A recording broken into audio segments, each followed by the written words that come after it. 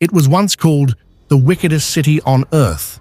Now, it stands beside the pyramids of Giza and the Great Wall of China as a UNESCO World Heritage Site. Yes, Port Royal, our forgotten fishing village, has just been recognized as one of the most important places on the planet. Not just for Jamaicans, but for all of humanity. So, what changed? Or better yet, what took so long? At exactly 11:43 a.m. on June 7th, 1692, the earth split open beneath Port Royal. Within minutes, 2/3 of the city, including people, buildings, marketplaces, and churches, slid into the sea. But here's the part some Jamaicans don't know. That entire underwater city still exists, frozen in time beneath Kingston Harbour. Still intact, still holding its secrets.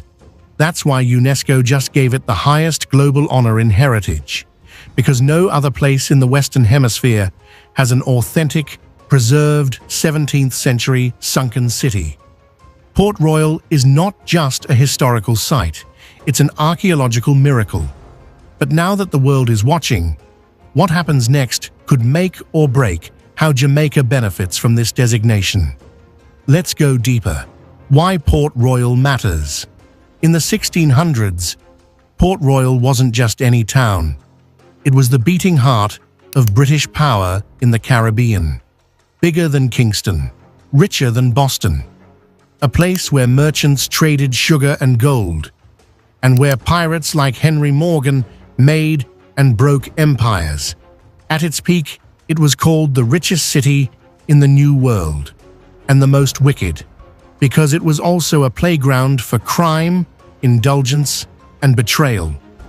But then came the quake, and the wicked city became a watery grave. The earthquake that destroyed Port Royal didn't just end a city, it preserved it. For over 330 years, that sunken world has remained untouched under layers of silt and silence. Pewter plates still lie on wooden shelves. Pocket watches, frozen at 11:43, still tick inside the wreckage. It's our Pompeii, our Atlantis. And now, it's officially one of the world's greatest treasures. What UNESCO status really means. Being added to the UNESCO World Heritage List is not just a shiny badge. It means Jamaica now has a legal and moral responsibility to protect Port Royal at all costs. To the world, it now belongs to everyone, but the world is trusting Jamaica to care for it. UNESCO doesn't take this lightly.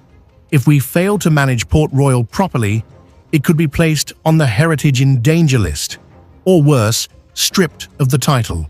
That's happened before. Sites in Germany, Oman, and even the US have been delisted.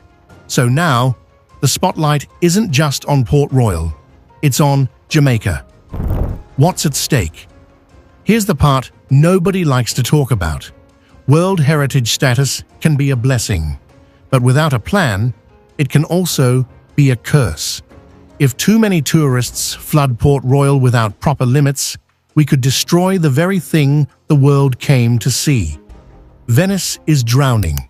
Machu Picchu is cracking under tourist weight. Do we want Port Royal to be next? Then there's another risk: gentrification.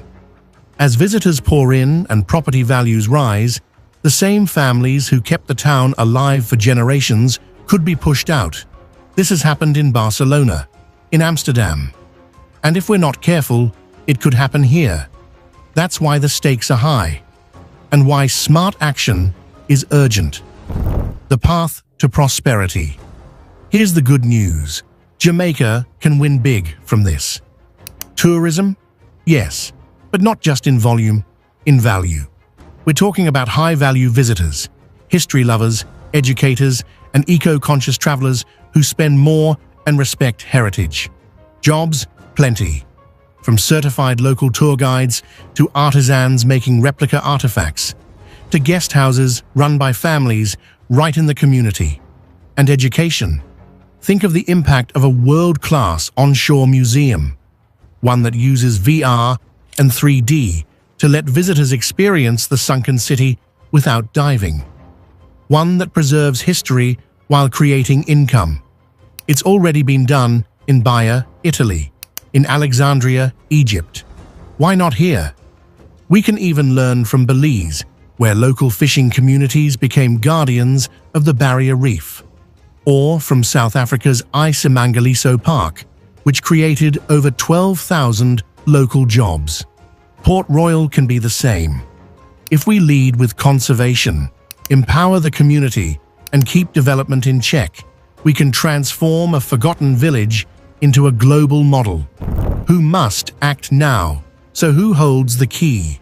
The government must establish a single Port Royal World Heritage Management Authority. No red tape, no turf wars.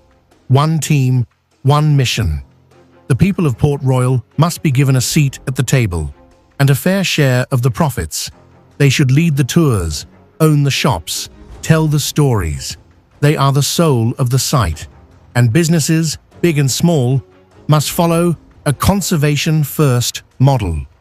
This means no mega cruise ports, no glass skyscrapers, only sustainable, small-scale, community-aligned development.